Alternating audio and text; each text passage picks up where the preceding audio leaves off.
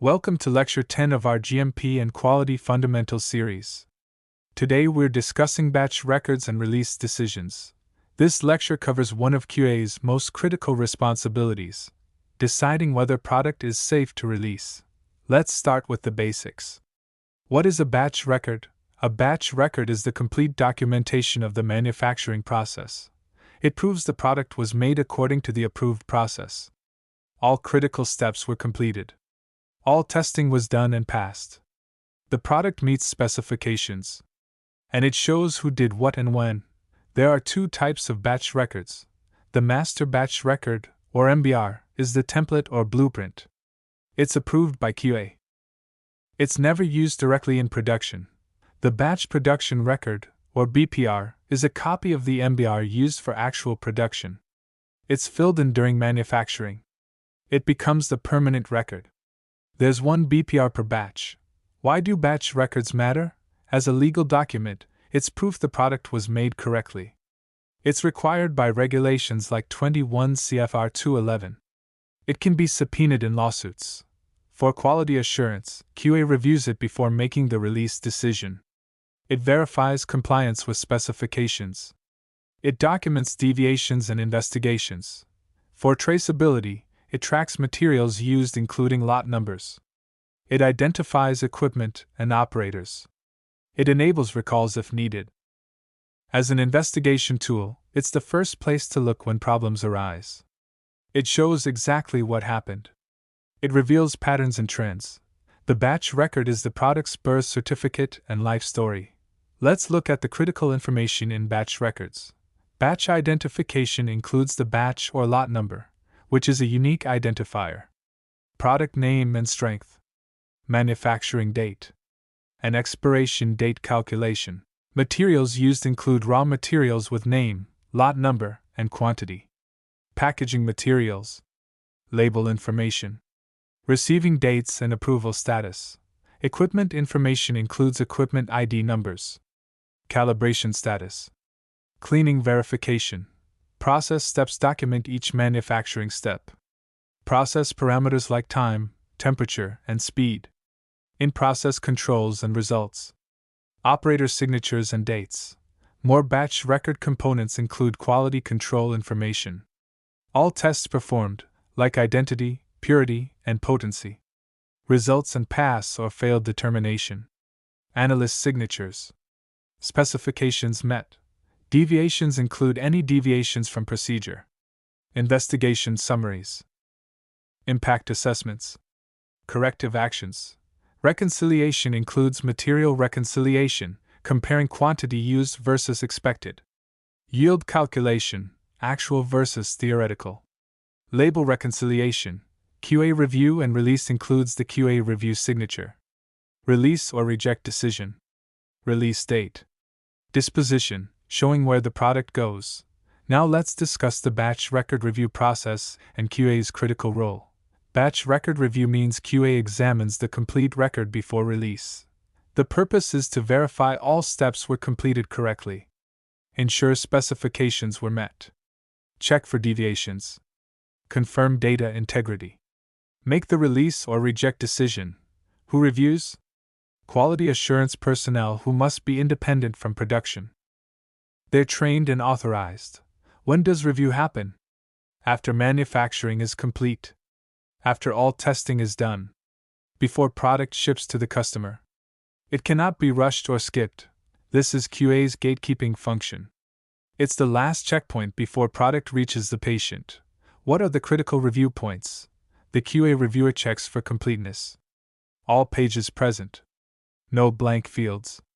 All signatures and dates present. They check accuracy. Data recorded correctly. Calculations verified. No unexplained corrections. They verify compliance. The process was followed as written. Specifications were met. GMP requirements were satisfied. They check materials. Correct materials were used. Approved lot numbers. Quantities reconcile. They verify equipment. Calibrated and qualified. Clean properly. Used correctly. They check process parameters.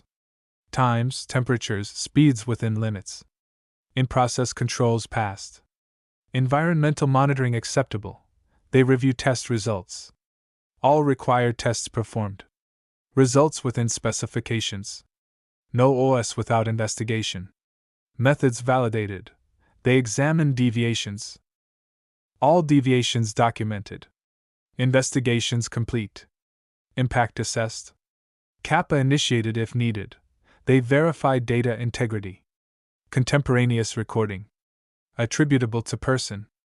Original records present. Corrections done properly following Alcoa Plus. Now let's discuss release criteria and when to say yes. Product can only be released if all criteria are met. For manufacturing, the batch record must be complete and accurate. The process was followed as approved. No critical deviations, or if present, they were investigated and resolved. Yield is within acceptable range. For testing, all specifications were met. No OS results, or if present, they were investigated and resolved. Stability testing was initiated. For materials, all materials were approved. Proper storage conditions were maintained. No expired materials were used. For documentation, data integrity was verified. All signatures are present. Deviations are closed or justified. Even one failure means you cannot release. The release decision gives QA two options. Release means all criteria were met. Product is approved for distribution. QA signs the release. The batch can ship to customers. Reject means one or more criteria were not met. Product cannot be released. The batch must be reworked, reprocessed, or destroyed. It cannot ship. There's no middle ground. You cannot partially release. You cannot release with conditions. You cannot skip review steps. It's a binary decision, yes or no. QA has the authority. QA has final authority. QA can override production pressure. Management cannot force release. The QA's signature means personal responsibility. Now let's discuss reject decisions and when to say no. Common reasons for rejection include specification failures. Product doesn't meet quality standards. OS results weren't resolved. Potency, purity, or identity failed. Process deviations are another reason. Critical process step not followed. Temperature or time excursion. Wrong material used. Investigation was inconclusive. Documentation issues can trigger rejection. Incomplete batch record. Missing signatures. Data integrity concerns. Cannot verify what happened. Material problems include unapproved raw material used. Expired component. Contamination detected. Equipment issues include uncalibrated equipment used. Equipment malfunction during production. Cleaning not verified. What happens to rejected batches? Disposition options include rework. You process the batch again to bring it into specification. You must follow an approved rework procedure. Example, retablet and recoat. Reprocess means putting it through an alternate process. This requires validation. Example, recover API from failed tablets. Destroy means the product cannot be salvaged. It's disposed of properly. Destruction is documented. Downgrade means using it for a different, lower grade purpose. Example, first grade fails, so it's sold as second grade. Return to supplier applies if there's a material defect from the supplier. Investigation is required. All rejections trigger investigation to prevent recurrence. After QA review, product must be assigned disposition. Released means approved for intended use. Moved to finished goods warehouse. Available for sale or distribution. Rejected means not suitable for release. Quarantined and cannot be used. Awaiting rework, reprocess, or destruction. On hold means pending investigation. Pending additional testing. Pending regulatory approval. Cannot move until resolved. Physical segregation is critical. Released, rejected, and on hold product are physically separated. Clear labels prevent mix-ups. Electronic systems must match. Status in computer system matches physical status. Cannot ship product marked rejected or on hold. How long should you keep batch records? The regulatory requirement is minimum 1 year after expiration date, or minimum 3 years from manufacture, whichever is longer. Best practice is that many companies keep 5 to 7 years or longer. Electronic records are backed up. For storage, records must be organized and retrievable. Protected from damage. Secure access controlled by QA. Climate controlled for paper. Why keep so long? Product liability, because lawsuits can come years later. Regulatory inspections, because FDA can request any batch. Recalls need to trace materials. Investigations look for patterns. You cannot destroy records until the retention period is met. Let's discuss common batch record errors and what goes wrong.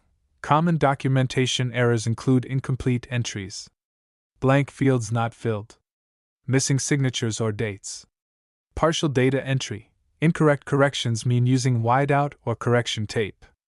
Erasing errors. Overwriting without initialing. No date on correction. Transcription errors include writing the wrong value. Decimal point errors like 7.5 versus 75. Units missing, like mg versus g. Not contemporaneous means filling in from memory later. Backdating entries. Pre-signing before work is done. Unapproved changes include changing the process without change control. Using different equipment not on the record. All of these can lead to batch rejection. QA looks for data integrity red flags in batch records. Too perfect is suspicious. No corrections at all, which is unlikely in real manufacturing. All values exactly at specification center. Round numbers only. Inconsistencies include timestamps out of sequence. Impossible timing, like 3 steps in 5 minutes. Same handwriting for different people. Weekend entries when the facility was closed. Suspicious patterns include multiple corrections on the same page. Different ink colors on the same entry. Similar errors across batches. Missing data includes environmental monitoring gaps. In-process tests not recorded. Equipment cleaning not documented. Any of these triggers deeper investigation. QA may reject the batch if they cannot verify integrity. Here's a key concept to remember. QA's signature means the batch is safe for patients. Never release what you wouldn't give your family. QA release is not a rubber stamp. It's a personal responsibility. Your signature means you verified everything. You're accountable for that decision. If product harms someone, you'll be asked, "Did you review this?" There's pressure to release. Production wants to ship for revenue. Sales wants to meet customer deadlines. Management wants to hit targets. But patient safety comes first. You need courage to reject. Sometimes you must say no. Even when unpopular. Even when it costs money. Your job is to protect patients, not please management. The culture of quality matters. Good companies support QA decisions. Bad companies punish QA for rejections. Choose companies that value quality over speed. Let's discuss batch review best practices. For QA reviewers, take your time.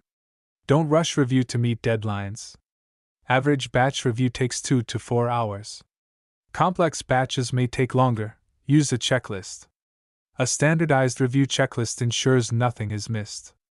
It documents the review was thorough. Question everything. If something doesn't look right, investigate. Ask operators to explain. Don't accept "we always do it this way." Document your review. Note any issues found. Record resolution. Sign and date when complete. Get a second opinion. For complex issues, consult senior QA. 2 sets of eyes are better than 1. For production, complete accurately. Fill in as you go, not from memory later. Be neat and legible. Don't leave blanks. Correct properly. Single line through error. Write correct value. Initial and date. Report deviations. Document any issues immediately. Don't hide problems. QA will find them anyway. For management, support QA authority. Never pressure QA to release. Accept reject decisions professionally. Investigate root causes, don't blame QA. Provide resources. Adequate time for review. Training for reviewers. Tools and systems. Let's discuss electronic batch records. The trend is moving from paper to electronic batch records, or EBR. Advantages include automatic timestamps. Built-in calculations. Electronic signatures. Audit trail is automatic. Easier to search and retrieve. No handwriting issues. Challenges include requiring a validated system under 21 CFR Part 11. Training for users. System downtime issues. Migration when systems change. Best practices include a hybrid approach during transition. Paper backup if system is down. Regular audit trail review. Access controls defining who can edit what. The future is electronic, but paper is still common. Principles are the same regardless of format. Let's look at our cake example for batch record review. Scenario: QA reviews batch record for cake batch 2024 to 0315. Batch information: product is chocolate cake mix, 500 g. Batch size is 1000 units. Manufactured March 15, 2024. QA review checklist shows materials, all ingredients approved, lot numbers recorded. Equipment: mixer calibrated February 2024, cleaned and verified. Process: mixing time 20 plus or minus 2 minutes, actual 21 minutes, within spec. Process: baking temp 180 plus or minus 5 degrees Celsius, actual 178 to 182 degrees Celsius, within spec. In process: moisture content 8.5%, spec less than 10%, pass. QC testing: identity pass, weight 498 to 502 g pass, appearance pass. Yield: 998 units, theoretical 1000, 99.8% yield, acceptable. Deviations: none. Documentation: complete, signed, dated. Decision: approved for release. QA signature: M. Abdallahpour, March 18, 2024. Now let's look at a batch rejection example. Scenario: QA reviews batch record for cake batch 2024 to 0316. Issue found during review: mixing temperature recorded as 35 degrees Celsius. Specification is room temperature, 20 to 25 degrees Celsius. Operator note says mixer warm from previous batch. QA investigation reveals higher temp could affect texture and shelf life. No cleaning or cooling was done between batches. SOP requires equipment cooled to room temperature. Deviation was not reported initially. Additional testing shows texture analysis slightly different than normal. Moisture 9.5%, still within spec less than 10%. Stability may fail: accelerated stability. QA decision: rejected. Reason: critical process parameter deviation, inadequate investigation. Disposition: reprocess, can recover ingredients.